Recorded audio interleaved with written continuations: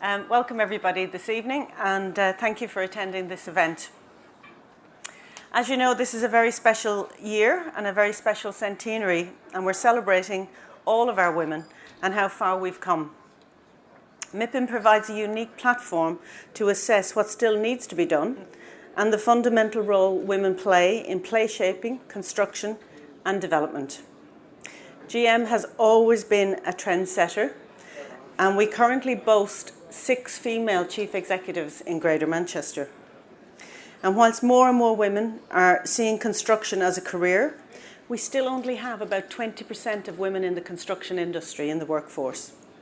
Although that's a big improvement on 1995 when it was around 5%.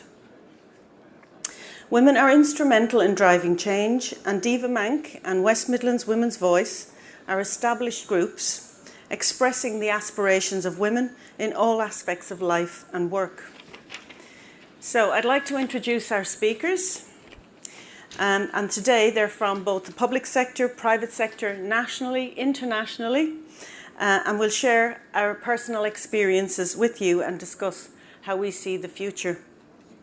So I'd like to introduce Deborah Cadman, who's Chief Executive of the West Midlands Combined Authority. Deborah was appointed in September 2017, and Deborah is focused on ensuring that the West Midlands Combined Authority impacts positively on the lives of those within the West Midlands, making it a great place to live, work and play.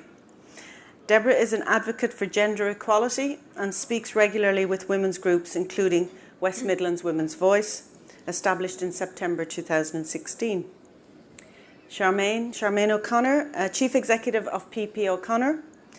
Charmaine graduated from the University of Salford with a first-class honours in quantity surveying. In 2003, she joined her family business, PP O'Connor, which provides dismantling, demolition, earthworks, remediation, groundworks and civil engineering services across the Northwest and in the UK and Ireland.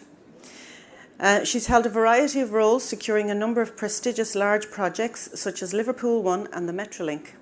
Charmaine became Chief Exec of PP O'Connor in 2014, growing the business to a turnover of 32 million with a workforce of 250. In March 17, Charmaine was appointed as Northwest Regional Chairman of the National Federation of Demolition Contractors. An interesting role. I'd now like to introduce Katie Kopek, International Director for Strategic Consulting for JLL. Katie is one of the foremost development advisors in the industry, and her work involves advising on land use options, disposal and acquisitions of sites for corporate landowners, developers and public authorities. With over 25 years' experience, she's been involved with a number of large-scale inner-city urban regeneration schemes across the UK, with a particular focus on London and regional cities like Manchester.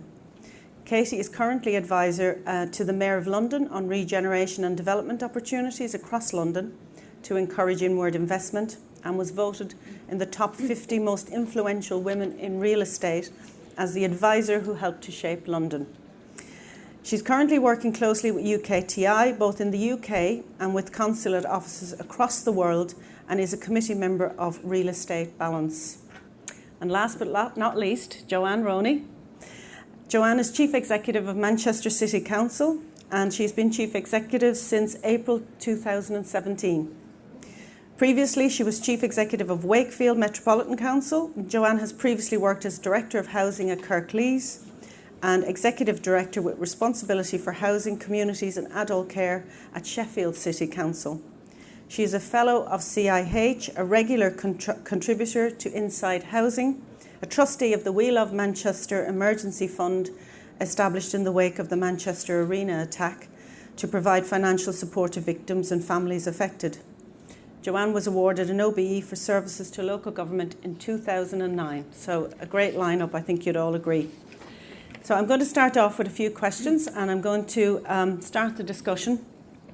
I'd like to ask Deborah, the West Midlands are experiencing significant changes with the combined authority. In your opinion, what does devolution make it easier for women to be involved in government and in the decision making that affects their lives?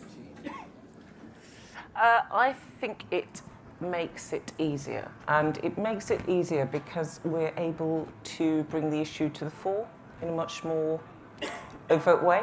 And we realised quite early on there was a bit of an issue in the West Midlands. So we decided to do quite a radical thing, and we decided to ask women in a whole range of sectors what they wanted. And it was really interesting what their response was. And I'm just going to read them out, actually. So when we asked women, what do you want from devolution and growth, they said, we don't want to be patronised. We want equal pay and equal opportunities. We want respect. We want safety. We wanted to be ranked for skills and experience and ideas. They wanted freedom to choose who they wanted to be. And they wanted diversity to be taken seriously. Now, in our view, that's not unreasonable. None of that is unreasonable. So we've put that at the heart of work that we're doing on a leadership commission, and we're working with businesses across the whole sectors in the West Midlands, and we're asking businesses to work with us to make sure that what women want, they get. Thank you. I'm going to stay with you, Deborah. Can you tell me, in your opinion, has devolution reinvented the workplace for greater gender diversity and kick-started progress to get more women represented fairly in top management positions? I think it's kick-started the conversation and the debate, and we are seeing some changes, and we're seeing some tangible differences. So, you know, we're kind of saying we're not prepared to sit on men-only panels when we talk. We are offering training and support to younger women to give them more confidence to do this.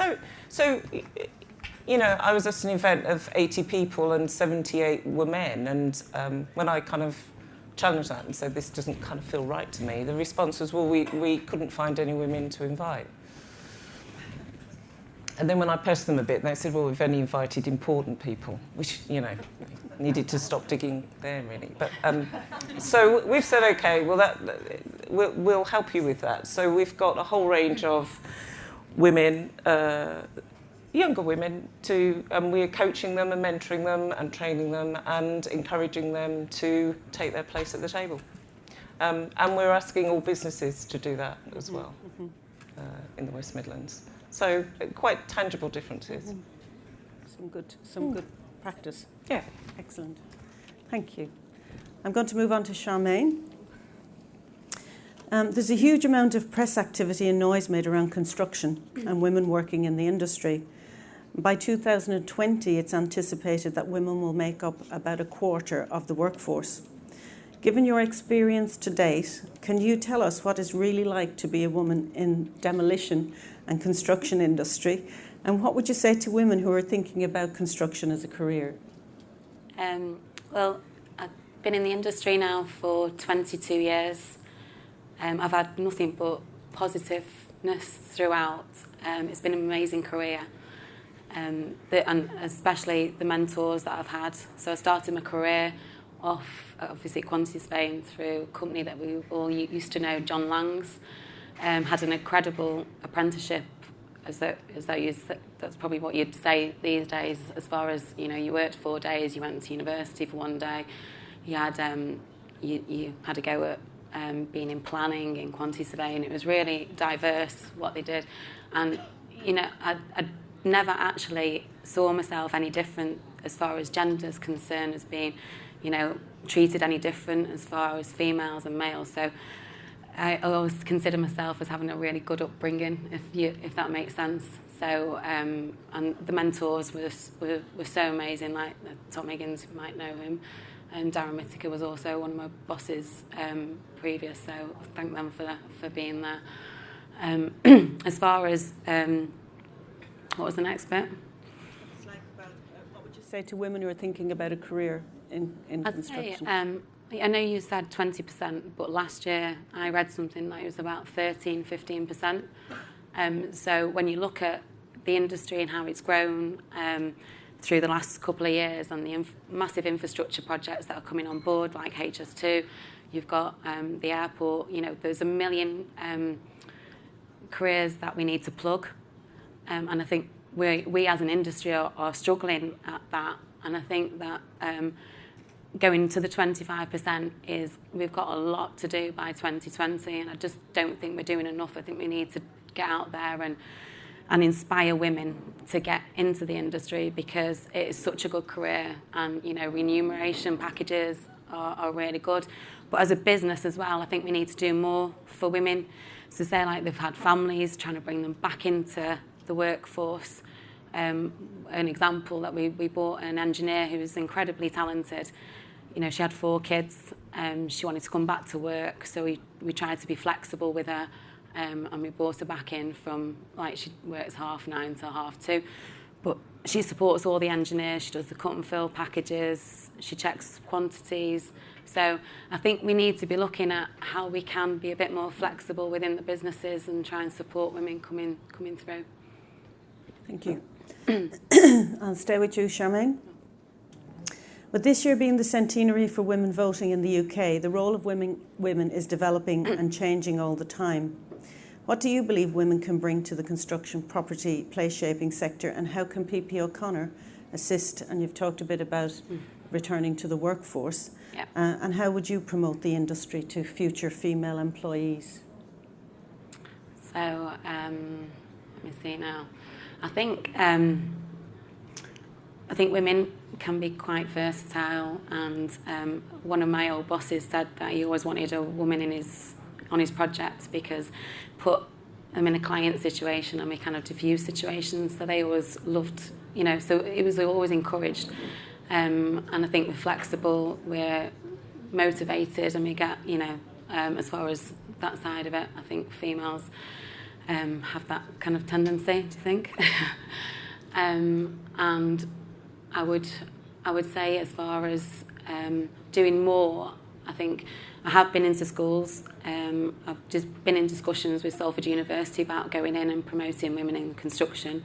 So we're looking at that. But I do think that we need to do more, me individually and maybe as a region, that we need to try and do more and get people on board, because it is a fantastic career. And I would always say to women, you know, try it, because I've had, you know, best experiences, and the people in the industry are incredible. So, thank you. Katie, whilst women entering the property, place shaping and construction sector is increasing, there are also reports that up to a third leave. What do you believe are the reasons for this, and how can we ensure equal opportunities in the sector? I think it varies in depending on which bit of the construction and the overall business you're in. At JLL, we're quite good. We've got quite a number of female directors. I think the private sector as well is perhaps, it's quite hard in some respects, but I think that the issue about leaving is one really around how do we give flexibility to people that need to go off and have a family?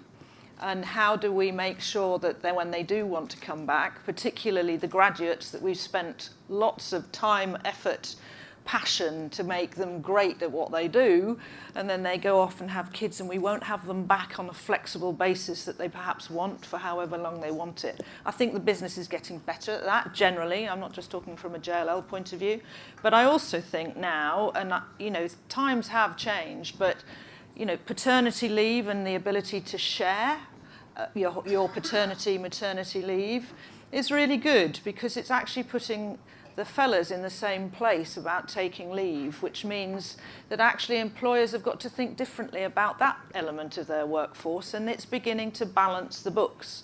And I think those things are really, really important. So from my perspective, that's one of the reasons, you know, why people have left. We certainly used to get people up through the ranks, and you know, as soon as they were thinking about children was the hardest part. Now, mentoring, keeping them active, keeping them involved when they are away, and giving them whatever they need from a flexibility point of view. As I say, you know, we spend a lot of time and effort training people. It seems crazy that we don't want to welcome them back on whatever basis they choose, quite frankly. But their talent, and talent is what it's all about. And from a places are about people. 50% of the population is female. Why isn't it the same in the workplace? It's just simple. You make great places, you spend a lot of time about making great places, and yet actually there aren't as many people, females, that are making those places that we all love and enjoy, from family perspectives. So we have a great voice, and things are improving. I think more and more senior people and senior executives are realising that they have to change the way a lot of the businesses work, because it's just not reflective of the population. It's also not reflective of a lot of our corporate clients, who actually are, in some cases, ask the question as to who on your team, how many women have you got on your team. It's becoming more and more important to be able to address those issues, and so it should. Thank you. So as staying with you, Katie, again, as part of the loss of women to the industry, how can we help more women reach senior positions? And what do you think organisations need to do to increase representation of women in the boardroom? I think that it's always interesting, and having been in the business for some time and gone through all of the, should we have quotas and should we have targets and should we make, have a push and pull factor. You need a pull factor from the top, you need change. You need to be able to do that, but that also needs to be driven down into the middle management, because they're often in the situations where people are being promoted, and unless they're incentivized to see the change, they won't necessarily do it. Change can be difficult for some people, but I do think that it's really difficult, and I still struggle with the idea of having quotas, because you need to force change. You want to be in those positions on merit, whatever you do, and I think everyone in this room would want to say that they're there because they're bloody good at what they do and people want them to be there, irrespective of their race, colour, creed or gender. And I think that, but I also think that unless we measure our success, we won't make a difference. So we've loosely come up with targets, and they differ across the business, because different business lines have different targets and different appeals. Some bits of our business, women don't want to be in by choice. So there's no point trying to force that business to really make, big targets. Yes, they should have them, but we've got to make sure that one size doesn't necessarily fit all. But I do think things are changing. I do think it's important to see senior women in roles, and it's also important for those senior women in those roles to make a change, make a difference. We all have a role to play in changing the landscape in where we work. Thank you. Joanne. Changing politics, changing culture, women working in property, regeneration and place shaping.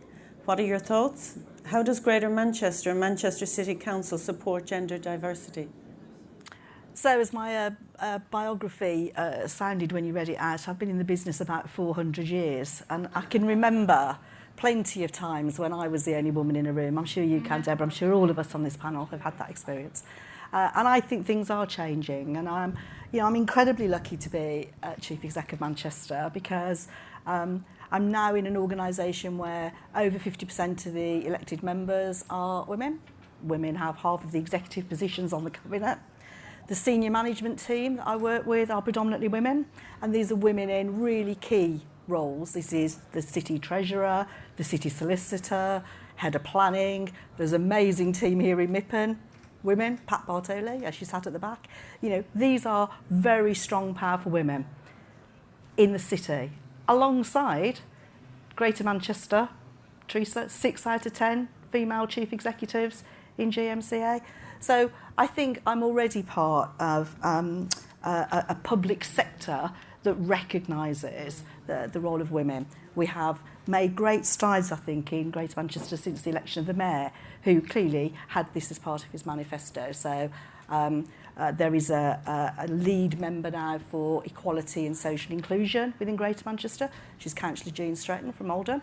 I think we're the only combined authority that has that role, putting equality and inclusion at the heart of the role of the combined authority. I think we have Also, probably, I don't know if this is the same in West Midlands, but a decision was taken at the Combined Authority for the deputy portfolio political leads to be of the opposite gender with equal speaking rights. So the voice of women, we have deputy mayor, the PCC, who's a woman. And so I think the voice of women has been addressed in terms of representation at GMCA. It's what we do with that voice that interests me. It isn't just about having a presence, that absolutely matters. For me, it's about how do we use it.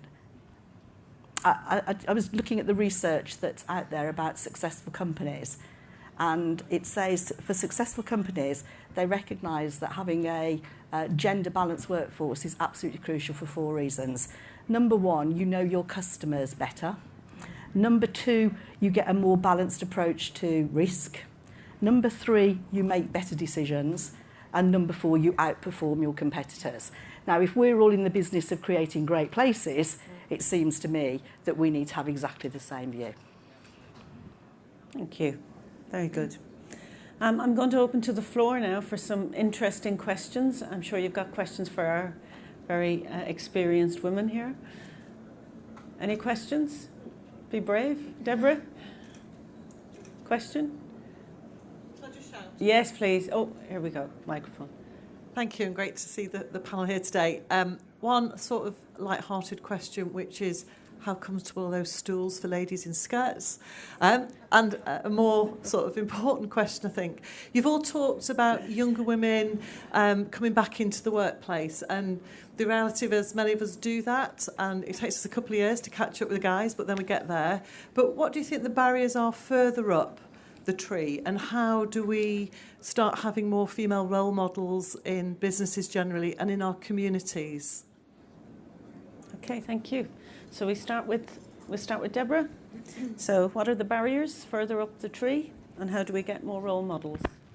I think the barriers are the barriers, whether you're starting off in your career or whether you're at the top of the tree. And just the story that I shared with you about, only a couple of months ago going to an event and there were 80 people and 78 were men. I mean, that shouldn't be how it is today, should it? It just shouldn't.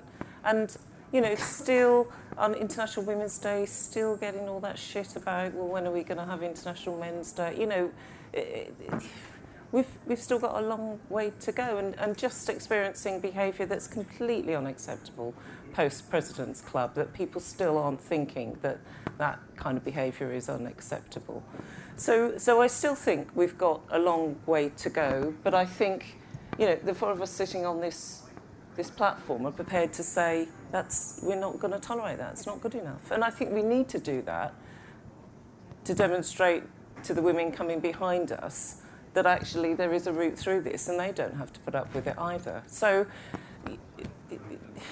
I'm not going to say it's a burden because it's not, but I think it's really important that we, are prepared. And I think the more, I was going to say, the more experienced you are and the more confident you are in your career, I think the braver you can be, and I do accept that. So what's the worst that's going to happen if we say to somebody that's not acceptable, Whereas if you're younger in your career, it's more tricky for you to do that. So I do think it's important that we take that challenge and we say, look, that's just not acceptable. It's not good enough. And I think it is about maintaining, sometimes it's bloody exhausting really, but it is about continuously maintaining that sense of what's right and what's wrong and not being prepared to tolerate that really bad behaviour, I think. Joanne? I agree with that. I think there's also something about those of us who are in leadership positions. It's how we conduct ourselves, how we do leadership, how do we do business, what do we model, what behaviours do we model, because that has to create the climate for other women to say, I think I could have a shot at that, rather than previous kind of management styles that maybe put women off. They're not a physical barrier, they're a psychological barrier, but they exist. And I think we have a job to do to make sure that we create the conditions for success. That's something about what's valued around here by style and leadership and behaviour. So we've talked about post-heroic leadership as being really, really important. And I think it kind of feels like our time has come really for women. So if you look at the kind of leadership styles, And I was talking about this in London a few weeks ago, that you know, there's all the leadership styles, because the world is a different place now, isn't it, than it was kind of 20, 30 years ago. So, you know, we've got to be more collaborative. And certainly in devolution, in the world of combined authorities, you just can't do your job without collaborating and engaging. And being thoughtful and empathising with people, but actually taking time to understand what people want and need. You know, and those are all more kind of feminine skills. I won't say they're women-only skills, but I kind of do think they're more kind of feminine skills. So we have to model those kind of behaviours and understand that those skills are just as valuable as that kind of old command and control that's been around for such a while. You know. Do you not think that? We could probably get a bit more government involved in actual, especially probably for the private sector and small business, as you know, SMEs, you know, trying to more, you know, like it's very difficult, isn't it, for females to make decisions to go back to work when they've had 1 or 2 children, because it does cost a fortune. Do you know, like, there's no doubt about it. I've got one coming up through nursery myself, and to actually have that, I think that possibly there should be a little bit more funding to support that and encourage people to maybe go back through, and I think there's a massive lack of that, and I think if they'd had a little bit more funding on the back of it, both maybe with companies to support them on what happens when they do go off and have a year or 2 out with the children or what, you know, whatever it may be, I think that maybe there should be a little bit of support in the private sector and public sector, obviously, but and with the parents to try and encourage them to come back into the workforce. Maybe. I think that point's really important. It is about parents, it's not just about women. Yeah, no, and I think that's really... Yeah, no, and you did say that. That's really important. I think that parental leave piece is very important. I also think that there are ways that you can try... The organisations, many of the organisations, and I'm sure everyone in this room knows that it's the right thing to do because it makes great business sense. At the end of the day, we're all here to make money and do it well. So when it makes business sense, that's why it works. Now, we're trying very hard to look at our succession planning as a business, and I think just about every business in this room is or should be looking at how they can try and improve that gender imbalance if there is one. So it's not difficult to do. Another simple thing that I had such a fallout with people, something really simple in our promotions when we're going through promotions within our internal systems. We need a senior professional woman on every panel, not just to be seen to be helping the other women that come in front of them, but actually to be seen by the chaps in making decisions over their business, their careers too. And those little steps make such a big difference because all of a sudden we are now getting more of a voice. I also think that women are, by definition, and you might laugh when I say this, we can be a bit backward in coming forward. We don't push ourselves very hard. We need some, it's all about confidence. So doing specific training, and it doesn't necessarily just have to be for women, about all of that confidence in situations, always thinking that they maybe not apply for this job or that job because they're not quite ready yet. Well, do the chaps think about that? Never. They're always ready. So, you know, those sorts of things, I think, really make a difference. So a lot of it is a bit of self-help too. You know, I think that we need all of the support, but we also need to recognise that we have to push ourselves a little bit, but we really, really, really need to set up a network where we've got a bit of pulling from the top as well, and that's the bit that I think we need to change. Thank you. That's really good. Thank you. Yes, they are. Not women friendly. Can I ask if there's any other questions? I'm conscious we don't have much time left, but if there's another question, we're happy to take one more. Ewan. So what do you want us men to do to support this progress? Do you know what would be really good? You know, if I'm in a meeting and there's some really shit behaviour, instead of me having to say, this is not acceptable, for a man in the room to say, hold on a bit. You know, and you know, the amount of time, you know, the world that we're in at the moment, the elephant in the room, and the amount of times that we will all, in our world, we'll have dinners or whatever, meetings, and we'll be the only woman in a group. You know, and I've kind of said, you know, how does this feel to you? And they've kind of said, oh, really nice restaurant and all the wine's nice. I mean, no, how does this feel to you? And on the fourth attempt, the penny clicks and they say, oh, actually, this doesn't feel right, does it? Now, it would be really good if another man in the room said that. And far more powerful. I think that I have had the pleasure of working with some brilliant men who have been nothing but mentors and supporters to me. So I completely agree that women in positions of leadership and authority should do everything we can to create the conditions for the women. But I do think men can do that equally well. And I think it's just taking the time to think about how might this be perceived by the women in the room? How is this being felt by the women you employ? What is it that they might want to change in your organisations? And ask us. It's this point about we have voices. We just need to be listened to. Excellent. Thank you. I think you've heard some pretty memorable and frank comments today from our panel. And a few things I think I'd like you to reflect on and take away from this today. Some of the thoughts that we've had. What women want, and I know that's a famous movie as well, but Deborah talked about actually asking women what they want. And I think that's something people just take for granted, that they know what women want. Actually ask them. That would be a really good thing to do. Think about setting targets, and what gets measured gets done. So maybe set some targets and think about how you could do that in the workforce. I'm not just talking to men here, by the way. I'm not addressing men in this. I'm talking to the women in the room as well, because there's a lot of powerful women in the room too. Model behaviours, and that's about model leadership behaviour for women and men in terms of how we want other people to behave. And I think a key thing for us, and it's something we're very good at in Greater Manchester, is collaboration. Think about how we're collaborating to make the workplace better, to improve conditions for young people or for people coming back into the workforce, so that we create that future generation that know how to behave. And don't forget, more women means more profit. And we all like to make money. It makes organisations more productive. It brings much more diversity and different blue sky thinking. More women, more profit. Succession planning, I think that was a really important point to make. We have to think about our succession planning across the board, public sector, private sector. We should plan for that in a very different way than we did 20 years ago. The landscape has changed drastically. I'm very pleased that I can say I have an all-female management team, and that wasn't by design. They were the best people for the job.